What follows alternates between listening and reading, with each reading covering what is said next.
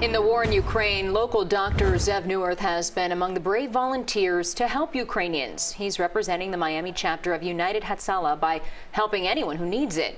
We're now getting an update from him on his life-saving efforts. CBS 4's Trish Christakis spoke with the doctor tonight. She joins us live from the doctor's office with more on his journey in aiding Ukrainians. Trish?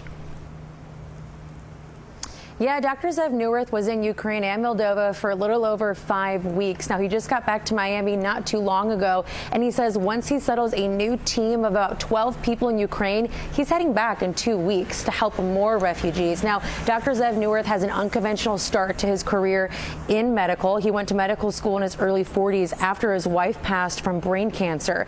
Now, he says he became a doctor specifically for moments like this. When he saw the news of what was happening in Ukraine, he partnered with members from United HATZALAH and within hours was on a flight to Moldova with his 2 sons to save lives. Now, he self-funded his trip and even bought an ambulance with the help of donations later on. He says he's still processing the experience now that he's back home, as it's hard to put into words the things that he saw over there. You're not really consciously thinking about the danger that you've put yourself into. You know that you're going into a dangerous situation. You hear the explosions, you hear the crack of the gunfire, and it's very close by, but you're so focused on getting to that patient that oversees everything. And that's what kept us going.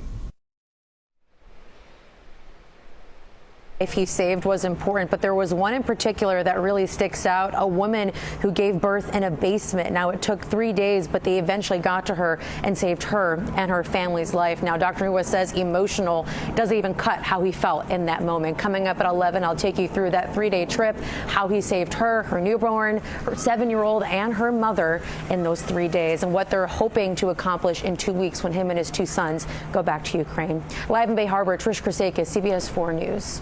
Look forward to your report tonight, Trish. Thank you very much.